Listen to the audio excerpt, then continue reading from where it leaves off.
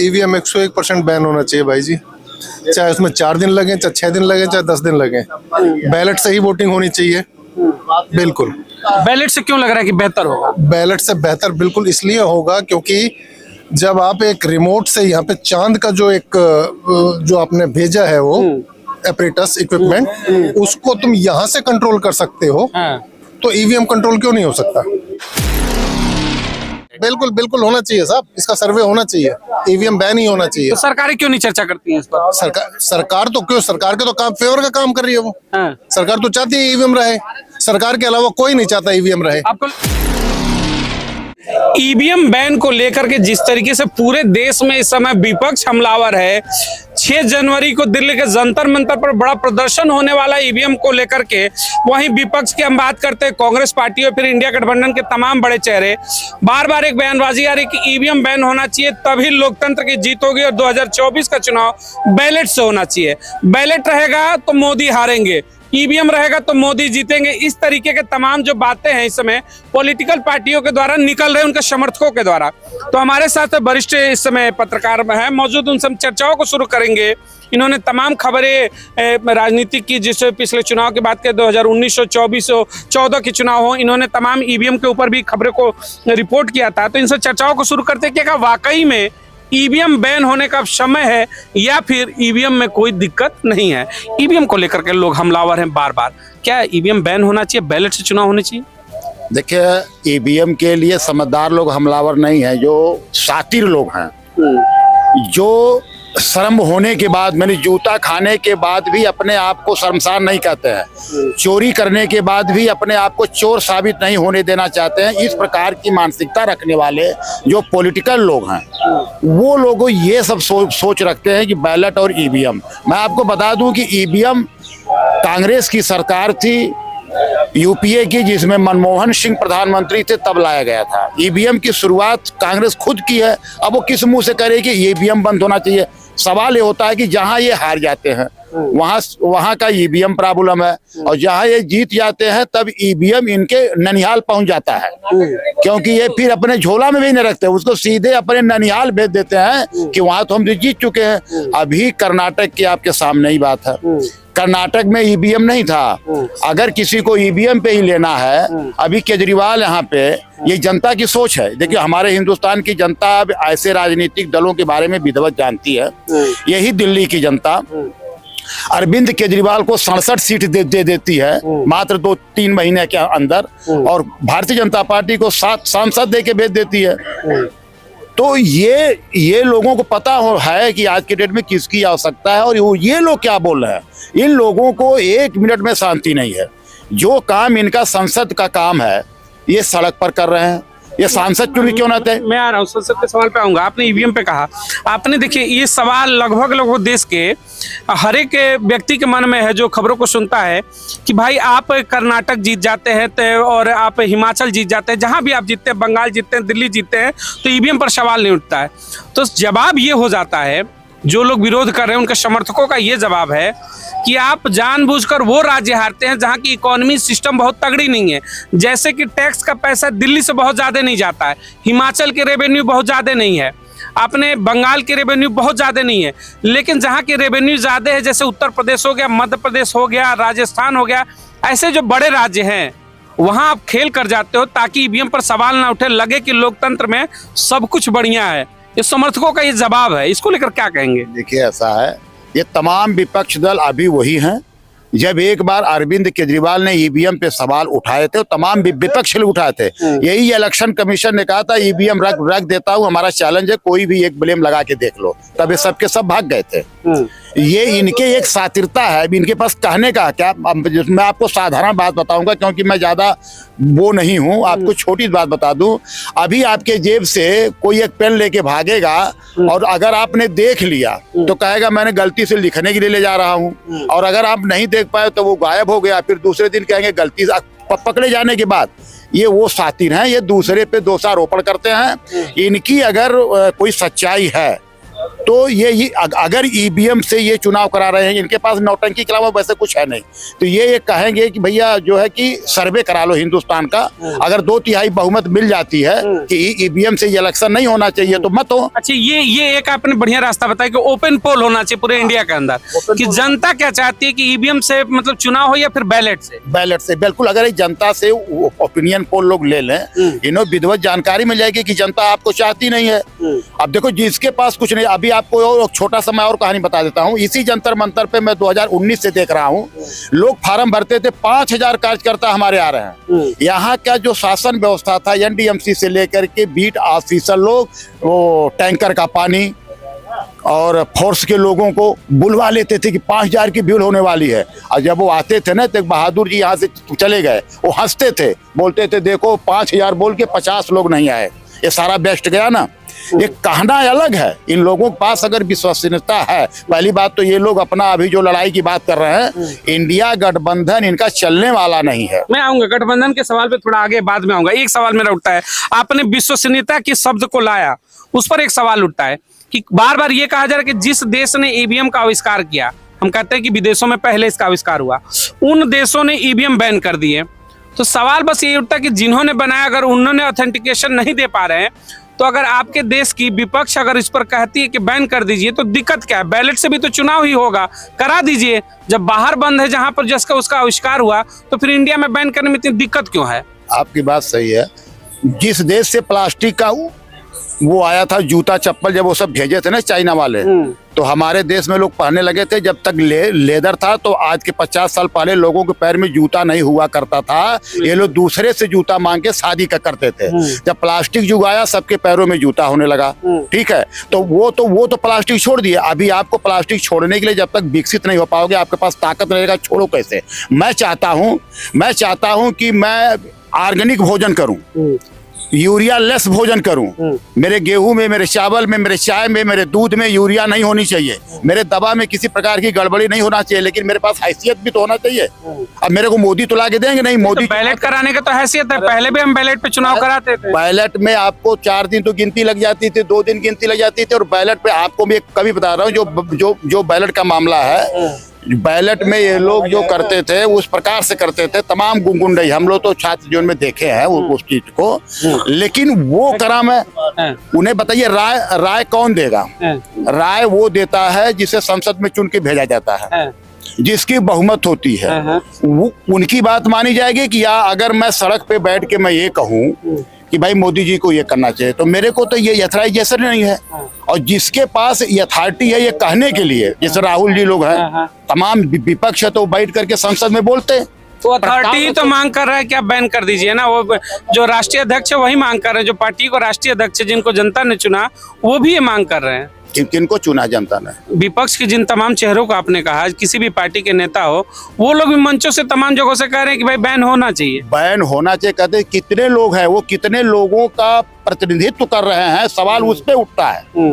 कोई कानून बनाने के लिए आज तक तो आप देख पा रहे हैं कि सीआरपी धारा साला 75 साल हो गया, आज जाके चेंज हुआ है। अभी तमाम प्रकार की कमियां हैं। देखिए, इनसे जब हम लोगों ने कहा कि ईवीएम को लेकर सवाल उठा है कि विपक्ष बार बार 24 चुनाव से पहले कह रहा है कि ईवीएम बैन हो, बैलेट से चुनाव हो, तो शायद सत्ता में परिवर्तन होगा। लेकिन सवाल ये उठता है कि इन्होंने कहा कि बैलेट से चुनाव कराने के बाद काउंटिंग प्रक्रियाओं में लंबा टाइम लगता है, बहुत ज्यादा मतलब ऑथेंटिकेशन उसमें भी नहीं है, उसमें भी बैलेट लूटे जाएंगे, इस तरीके की चीजें हैं। बैन होना चाहिए ईवीएम 101% बैन होना चाहिए भाई जी। चाहे उसमें 4 दिन लगे, चाहे 6 दिन लगे, चाहे 10 दिन लगे, बैलेट से ही वोटिंग होनी चाहिए। बिल्कुल। बैलेट से क्यों लग रहा है कि बेहतर होगा? बैलेट से बेहतर बिल्कुल इसलिए होगा क्योंकि जब आप एक रिमोट से यहाँ पे चांद का जो आपने भेजा है वो एपरेटस इक्विपमेंट, उसको तुम यहाँ से कंट्रोल कर सकते हो, तो ईवीएम कंट्रोल क्यों नहीं हो सकता? यानी कि साउथ लैंड पर अगर हम पोल करा सकते हैं, लैंडिंग करा सकते हैं, क्रिटिकल लैंडिंग, तो ईवीएम की भी लैंडिंग हो सकती है कहीं। ईवीएम की भी लैंडिंग हो सकती है। और इन्होंने कहा है ना कि मेजोरिटी जो है चाहेगी वो होगा। अगर मेजोरिटी कहेगी कि चोरी करो, बलात्कार करो, तो क्या वो बलात्कार के कानून बना देंगे? हाँ, देखिए, ये एक सवाल इन्होंने आप मेजोरिटी पे उठाया कि आपने कहा मेजोरिटी का निर्णय हमेशा सही होगा, ये तो जरूरी नहीं है। और दूसरा इन्होंने सबसे बड़ा सवाल उठाया कि साउथ पोल की लैंडिंग अगर धरती पर बैठे बैठे हो सकती है, तो ईवीएम की लैंडिंग कहीं क्यों नहीं करा सकते? ऐसा है जो भाई साहब ने बोला, मैं उनकी कटाक्ष नहीं करता। अगर संसद का मतलब है, चुनाव का मतलब है, तो वही नहीं कहेंगे। या अगर हमारी बात मानी जाए, भाई साहब की बात मान ली जाए, अगर हम उस योग्य होते तो आज संसद में बैठे होते, या तो किसी पार्टी में दम होती कि हमें राज्यसभा बना के जाके पूछता। तो सवाल ये नहीं होता कि मेजोरिटी जो कहेगी वो सही है। मेजोरिटी ने जो कहा था वही कहा था। मेजोरिटी ने ही धारा 370 और 35 से भी लगाया था। मेजोरिटी ही देश को तोड़ने का काम किया था, और मेजोरिटी का ही एक जमाना था जब सभी नेताओं को इमरजेंसी लगा के बंद कर दिया गया था। इमरजेंसी ही लोगों को ताड़ीपार भी किया। इमरजेंसी ही यहाँ पे गौ भक्तों को गोली मारी थी। इमरजेंसी ही सारा काम जो बहुमत है उसकी जब तक है वही करती है। और इसकी यही बात है, कहने के लिए हमारी बात मान ले। सबसे बड़ी समस्या हमारे हिंदुस्तान में यह है कि जिसे पैजामा पहनने का ढंग नहीं, वो लोगों को इंग्लिश समझाता फिर रहा है। जो अपने घर की ये एक परिवार नहीं रख सकता, वो मोदी और राहुल की बात करता है।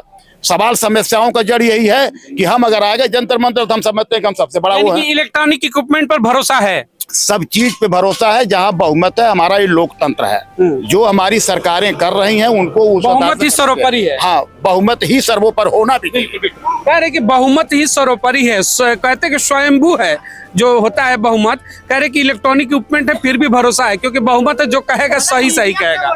सर जी, इन भाई साहब ने एक चीज कही थी, जिन लोगों को पैजामा पहनने की तमीज नहीं आता, वो राहुल के और मोदी के बारे में बोलते हैं। तो इनके हिसाब से तो सारे देश को जो पार्लियामेंट में नहीं पहुंचे हैं, अपने होठों को सी के चुपचाप बैठ जाना चाहिए। जो मोदी कर रहा है, जो अमित शाह कर रहा है, उसको बर्दाश्त करो, टॉलरेट करो। ईवीएम से वोट दो, उसमें धांधली कराओ, कुछ मत बोलो इनके हिसाब से। लोकतंत्र में सवाल पूछना भी तो फंडामेंटल राइट है। मैं लोकतंत्र, जितने भी मेंबर ऑफ पार्लियामेंट बैठे हैं, मैं शर्त लगा के कहता हूँ कि 70% से ज्यादा नॉलेज मैं रखता हूँ, 70% से ज्यादा क्वालिफाइड मैं हूँ, और मेरे पास एक से एक डिग्री है। लेकिन मेरे पास मेजोरिटी नहीं है। मेरे को कोई ब्लाइंड सपोर्टर्स मेरे नहीं है जो मेरे को वोट दे देंगे। जैसे कि कौन है वो जो गाने वाला गायक, पंजाब का गायक जो है, उसको बीजेपी ने है नहीं भगवंत मान नहीं है। बीजेपी के आ जाते मनोज तिवारी भी है। बीजेपी मनोज तिवारी है। मनोज तिवारी को अगर बीजेपी टिकट नहीं देती, उसको मेरे ख्याल से कोई 5,000 रुपए नहीं देगा स्टेज पर गाना गाने के। लेकिन अब वो मेंबर ऑफ पार्लियामेंट है। क्यों? अब वो मेंबर ऑफ पार्लियामेंट। तो यानी लोकतंत्र में मेजोरिटी में यही खेल है कि मेजोरिटी जो फैसला लेगी, जनता को सर झुका के मानना पड़ेगा। भाई जी, मेजोरिटी अगर गलत फैसला लेगी तो जनता सड़कों पे भी आएगी। जनता सड़कों पे भी आएगी। कि ईवीएम के ऊपर भी अब चर्चा शुरू होनी चाहिए। और एक चीज, क्या अब एक चीज का आप समर्थन करते हैं कि पूरे देश में ओपन पोल होना चाहिए आम जनता का कि भाई ईवीएम बैन हो या फिर बैलेट? बिल्कुल होना चाहिए साहब, इसका सर्वे होना चाहिए। ईवीएम बैन ही होना चाहिए। तो सरकारें क्यों नहीं चर्चा करती हैं इस पर? सरकार तो क्यों, सरकार के तो काम फेवर का काम कर रही है वो। सरकार तो चाहती है ईवीएम रहे। सरकार के अलावा कोई नहीं चाहता ईवीएम रहे। आपको लग रहा है ईवीएम में छेड़खानी करके सरकारी सत्ता में 101% होता है सर, कुछ ना कुछ गड़बड़ी है। उन्होंने एक सवाल उठाया कि जहां आप जीतते हो, उन्होंने कहा कि हिमाचल जीता, साउथ में जीते, बंगाल जीता, दिल्ली जहां बैठे हम इस समय दिल्ली जीता, बुरी तरीके से दिल्ली में हारी बीजेपी। तो आखिर क्यों हारते? भाई साहब, 2, 3, 4, 5 छोटी जगह हार जाओ और बड़ी जगह में जीत जाओ। बड़ी जगह सिंपल। देखिए, मैंने कहा था ना कि एक सवाल यही जवाब आ रहा है। इनका जवाब सेम आया। मैंने शुरुआती वीडियो में कहा कि जो लोग बैन करने की बात कर रहे हैं वो यही कह रहे हैं कि छोटे जगह आप हार जाते हो, जहां से इकोनॉमी बहुत ज्यादा नहीं है, जहां से रेवेन्यू बहुत ज्यादा नहीं आता है, और बड़े राज्य अपने पास रख लेते हो, जानबूझकर हार जाती है फिर ताकि ईवीएम पर सवाल ना उठे। जब आप लोग बच्चे थे तो मुंगेरी लाल का सपना चलता था। उसी पे मैं आपको बताना चाह रहा हूँ कि यदि होता मैं नर नरेश तो शाही वस्त्र पहनता, यदि मैं सोनिया के पेट से पैदा हुआ होता तो महादेव की सौगंध अब तक मोदी नहीं होते। लेकिन यदि हुआ क्या? अरे मैं राहुल नहीं बन सकता। राहुल की आलोचना तो कर सकता, लेकिन राहुल नहीं बन सकता। ये कहने की बात है कि मैं बहुत बड़ा समझदार हूँ, मैं बहुत बड़ा ये समाज को आगे बढ़ाने की दम रखता हूँ, लेकिन किया क्या? हम वही जो बात करते हैं कि हम कुछ करते नहीं है, केवल कहते हैं और करने की बात करने लगते हैं कि हमें ये मिल जाता तो हम कर लेते। अरे भाई, मोदी को चाय बेच करके आना पड़ा, दर दर ठोकर खाते थे बैग लेकर के, और तमाम ऐसा भी मेरा नहीं है कि मोदी या कांग्रेस में चाहे अरविंद केजरीवाल को भी बहुत धक्का खाना था तब वो आए थे। तो ये तमाम बड़े बड़े जो नेता जो लीडर हैं, अब जैसे मनोज की बात कर रहे थे, मनोज तिवारी चर्चित होते अपने संगीत के दम पे। मनोज तिवारी को लाना था और मनोज तिवारी को सर्वप्रथम अगर यह इलेक्शन समाजवादी पार्टी ने लड़वाया था तो वो योगी आदित्यनाथ के खिलाफ में इतने बड़े चेहरे के पास ले गए थे, मनोज तिवारी के पास दम था। अगर अभी आपका एक पत्रकार है कश्यप का नाम जान ही रहे हो, कल परसों रिहा हुआ है, तो मनीष कश्यप को बिहार का लाल कहा जा रहा है और उसे बिहार वाले चाह रहे हैं कि सांसद बन के आवे और आने वाले दिन में हो सकता है कि वो सांसद हो जाएगा। उसमें दम थी, वो जेल से जाने के बाद हुआ। और कुछ लोगों को जेल के जाने के बाद कुत्ते नहीं पूछते हैं, समझ गए? तो जिसमें जो दम है वो कहीं नहीं रुकता, तो वो जाएगा बेचारा, वो जाएगा जहां उसको जाना है। इसका मतलब कि जो जानबूझ के बार बार आरोप लग रहे हैं कि आप जानबूझ के लीव कर देते हो राज्यों को, उसमें कुछ दम नहीं है। नहीं। जनता लीव करा रही है, जनता लीव कराती है, जनता ही मालिक है वोट का। मैं आपसे पूछना चाहता हूं, आप जाओ वोट देने जाओ, अगर आपका आप अपने सामने अपने चाहे हुए उसका अच्छा, चलिए, सिंबल नहीं देखते हो तो बताओ। आप एक सवाल है, जब वीवीपैट की बात होती है जिसमें पर्चियां निकल रही हैं, हाँ। तो विपक्ष तो ये भी कह रहा है कि पर्चियां निकले, उन पर्चियों की भी काउंटिंग हो जाए, कम से कम मिलाप कर लिया जाएगा जहां पर डाउट हो। तो वीवीपैट की मशीनें भी खराब बताई जा रही है कभी कभी कि भाई इसको नहीं दे सकते हैं, तो आखिर उसका तो सुविधा देना चाहिए ना। राहुल जी को चाहिए, हाँ, खड़गे जी इस समय प्रधानमंत्री बनने वाले हैं, वो इंडिया गठबंधन वालों को चाहिए कि एक मीटिंग उसी इलेक्शन कमीशन में कहें, अपना दरखास्त दें कि भैया होना चाहिए। उसके लिए जंतर मंतर क्यों आ रहे हैं? अरे जंतर मंतर तो तब आते जब तक वो संसद में नहीं जाने लायक रहते। अगर वो संसद और विधानसभा में जाने की दम रखते हैं तो जंतर मंतर क्यों आते हैं? इसका मतलब उन्होंने कहा कि मैंने वीवीपैट पर भी विपक्ष कह रहा है कि वीवीपैट की सुविधा कर दो, कम से कम जानकारी हो जाए। तो वीवीपैट भी नहीं देंगे, कह रहे हैं कि भाई संसद के अंदर ही निपट लो। जनता भी मांग कर रही है कि बैन करो। भाई जी, वीवीपैट के ऊपर अगर मुझे डाउट है और मैं क्वेश्चन उठाता हूं और मेरा सवाल उठाना गलत हो जाता है, मैं कहता हूं कि मेरी वोट कांग्रेस को ना जाके बीजेपी को गई है और वो गलत हो जाता है, तो मेरे को 6 महीने या 3 महीने की सजा है। मैं बिल्कुल वीवीपैट को चेक नहीं कर सकता। चेक करूंगा वो गलत निकलेगा तो 6 महीने की या 3 महीने की सजा है कानून में, ठीक है। दूसरी चीज, अब ये जो election commissioner, chief election commissioner, ये मोदी की मर्जी से होगा।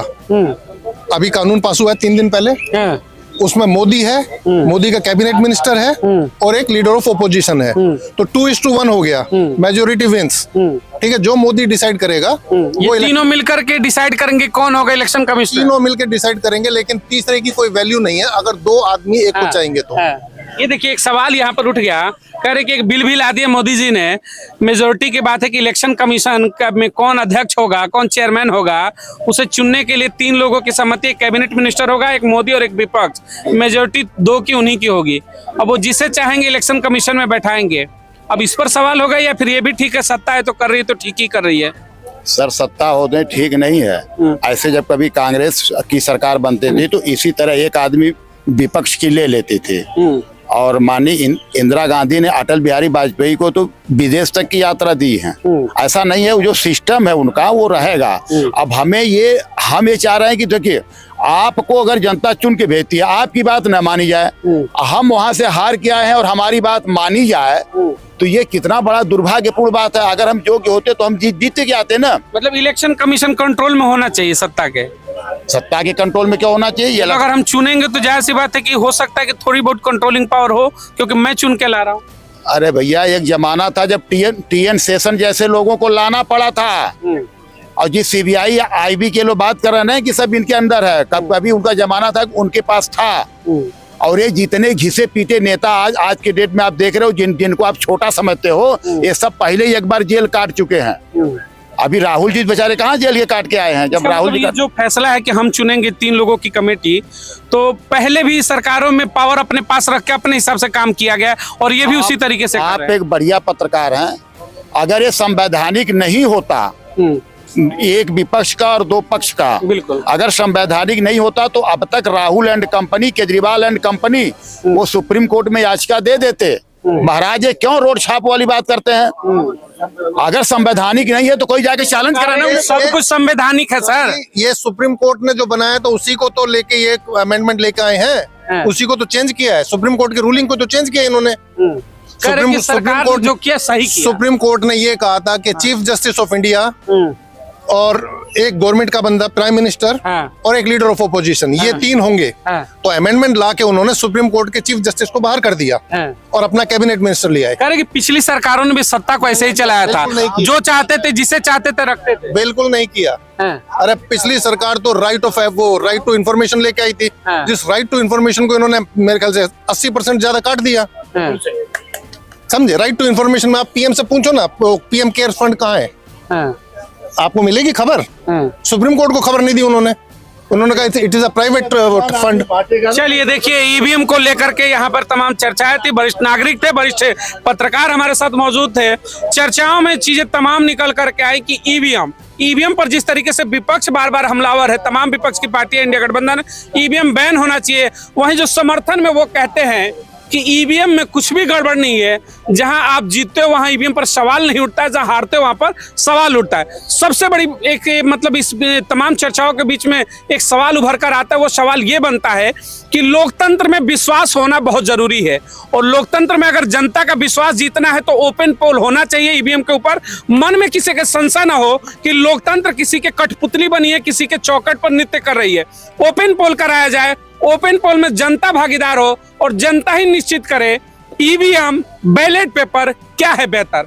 आप भी अपने विचार प्रकट करिएगा, ईवीएम बैलेट किससे होगा देश का भविष्य का निर्माण। बहुत बहुत धन्यवाद। जय हिंद, जय भारत।